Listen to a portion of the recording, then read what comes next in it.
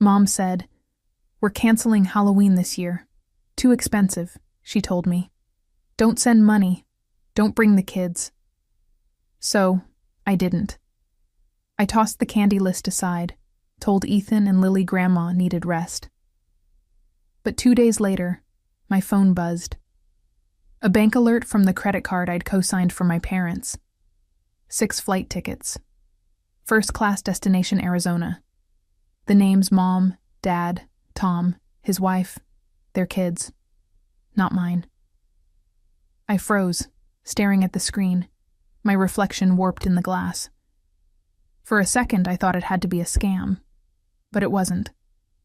They hadn't canceled Halloween, just us. I grew up believing my parents were good people, the kind who'd drop off casseroles for neighbors, smile at church, send polite Christmas cards. But being their daughter came with a different kind of charity, one that always flowed one way.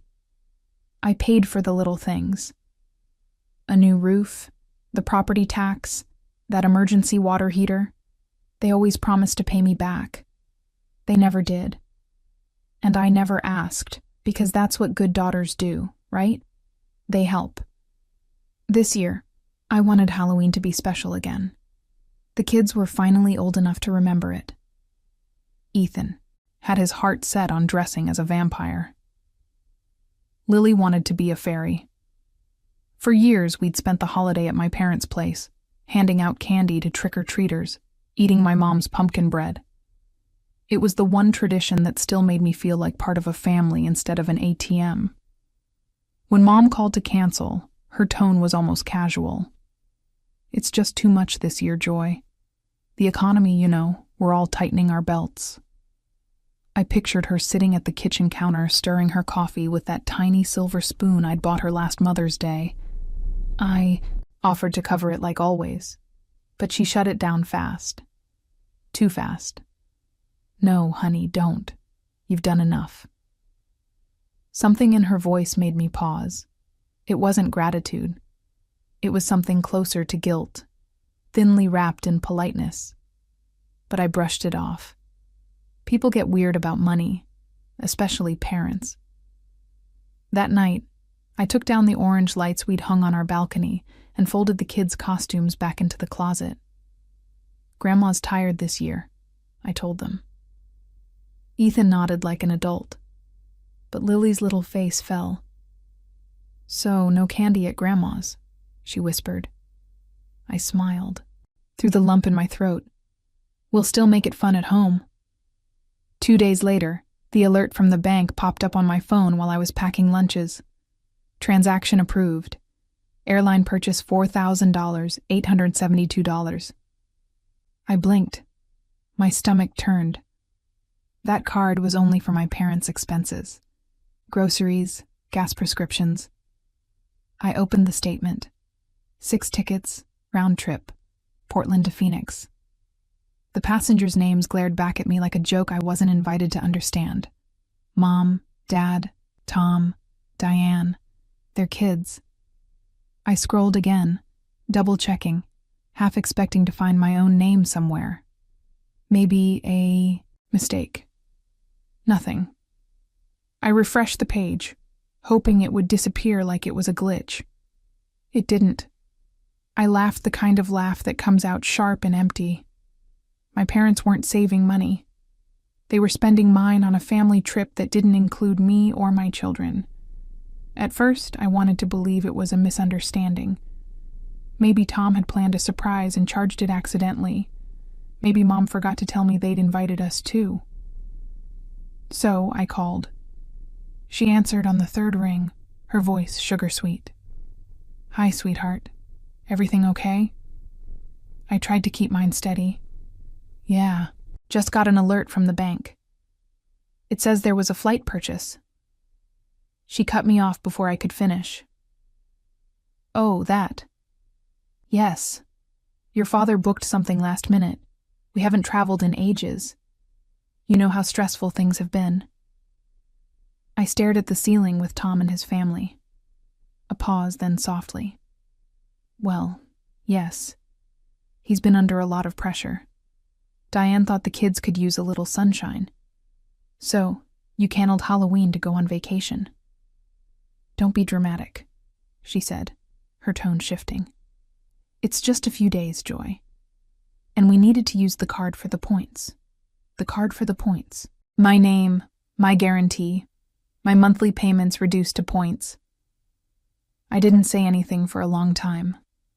My silence made her uneasy. We'll pay you back, she added quickly. You know, we always do. I almost laughed. They never did. When I hung up, the quiet in my apartment was so loud it felt physical. Ethan was coloring at the table, humming to himself. Lily was taping paper bats to the window. They were still so excited for a holiday their grandparents had erased. I opened my laptop and pulled up the credit account, hotel confirmation, SUV rental, dinner reservations, thousands of dollars stacked up like proof of betrayal. Every charge time-stamped. Every receipt addressed to Mr. and Mrs. Harris at work the next day. I told Casey. She swore under her breath. You're kidding. After all the bills you've covered for them. I shrugged. I guess family loyalty has an expiration date. She leaned back, studying me. You could freeze the card, you know. I can't. They'd be stuck out there. Joy, she said quietly. That's not your emergency. It's theirs. Her words followed me home like a ghost. That evening, I got a message from Mom.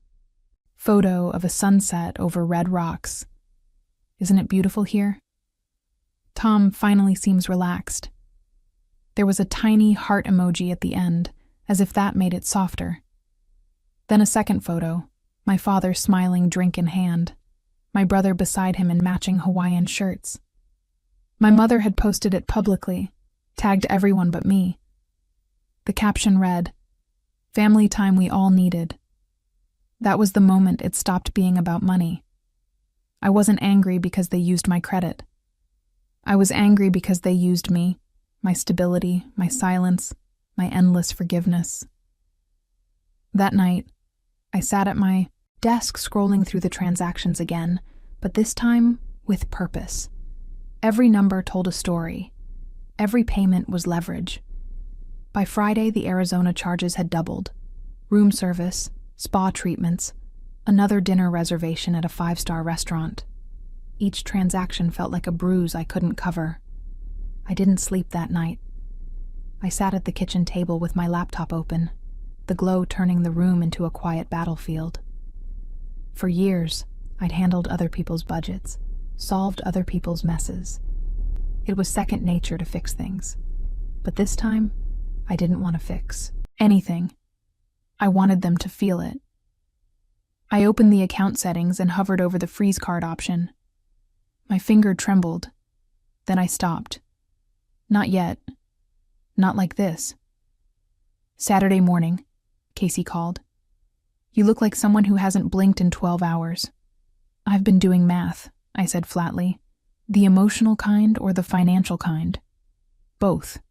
I told her everything. The fake cancellation, the vacation, the silence that followed. She didn't interrupt once. When I finished, she said, You know what they count on, right? That you'll keep being decent. Her words hit like truth disguised as advice. That evening, I FaceTimed my parents. They were sitting on a balcony, golden light behind them, drinks in hand. I caught my brother's laughter in the background. Hey, Mom, I said.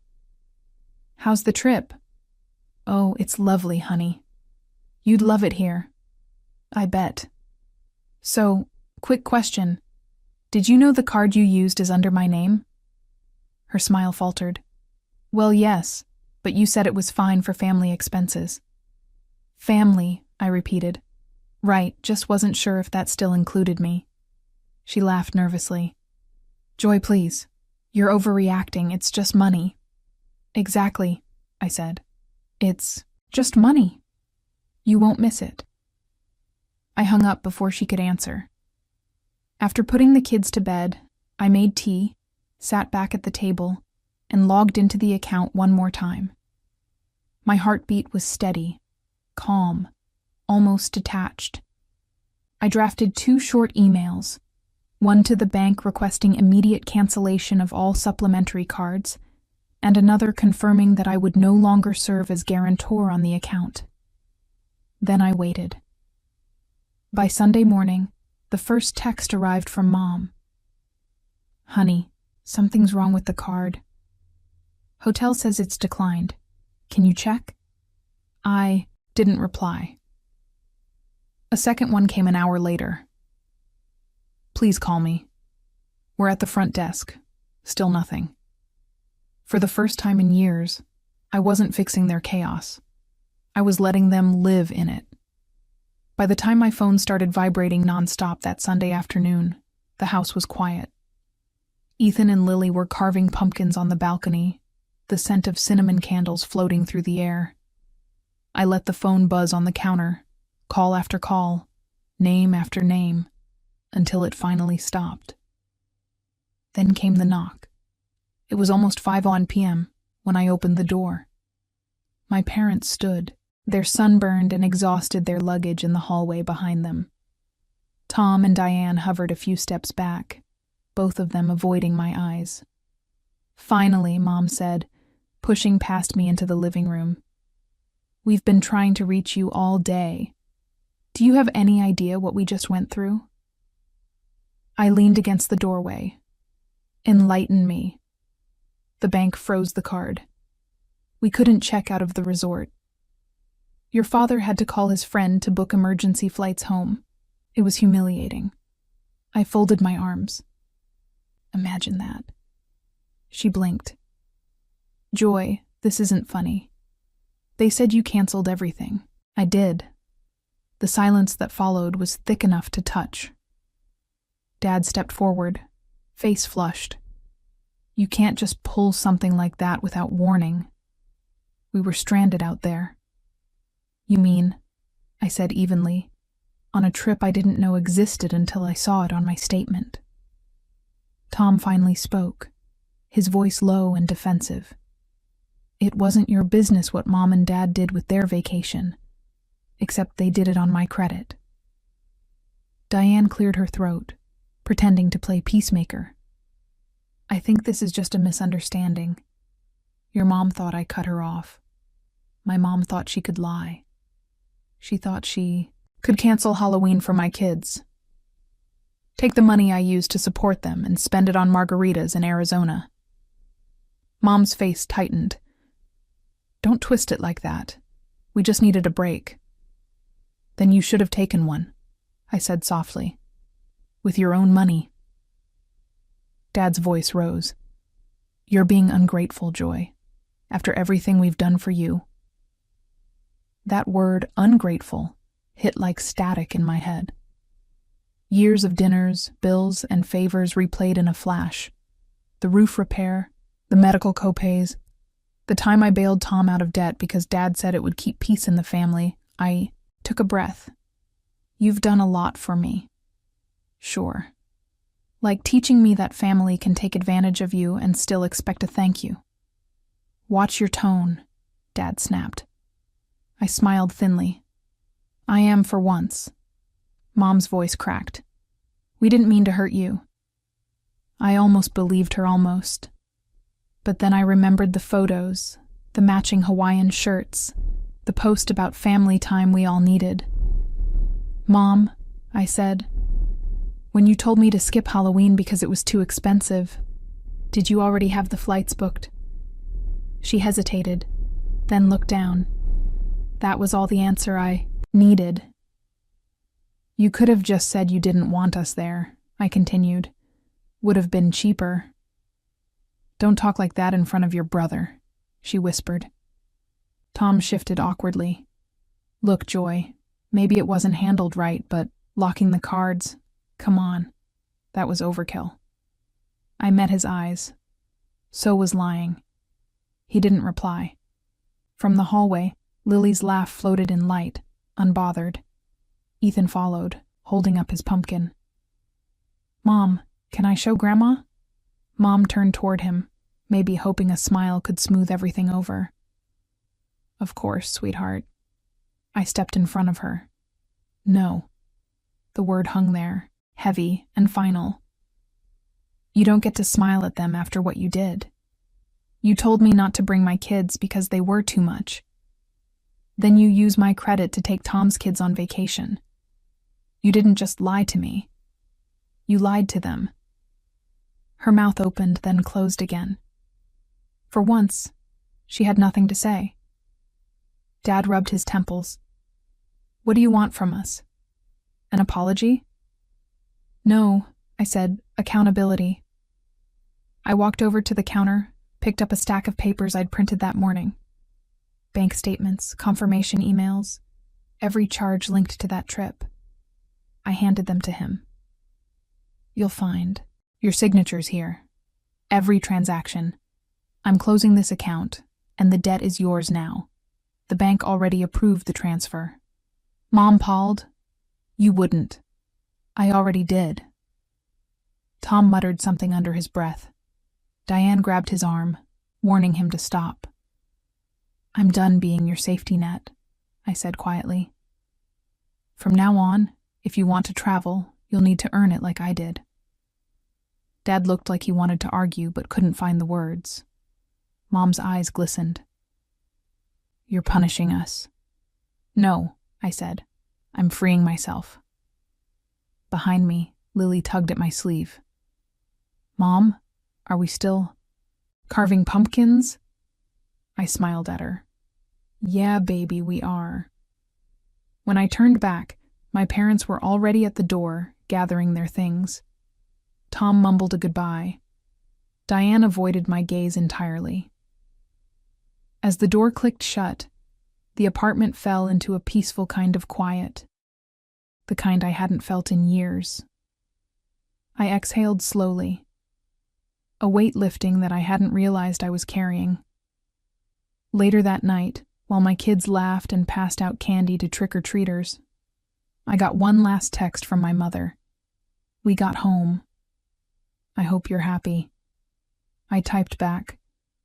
For the first time, I am. That night, after the door shut behind them, the apartment felt different. Lighter somehow. The same walls, the same furniture, but no guilt hanging in the corners. Just me, the kids, and the sound of their laughter echoing down the hallway. Ethan handed me a lopsided pumpkin with triangle eyes. We did it ourselves, he said proudly. Lily smeared frosting on my cheek as she decorated cookies. The air smelled like cinnamon sugar and peace. For once, I wasn't financing someone else's happiness. I was living mine.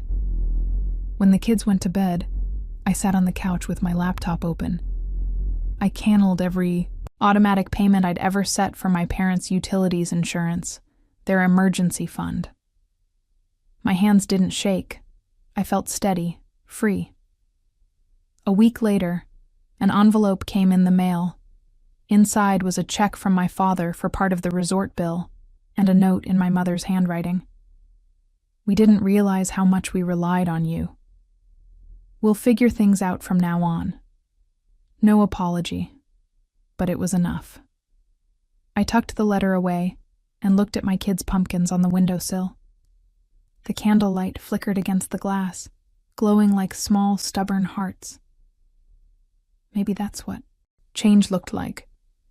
Not loud, not perfect, just honest. I poured myself a cup of tea, smiled at the quiet, and whispered to no one in particular, Happy Halloween.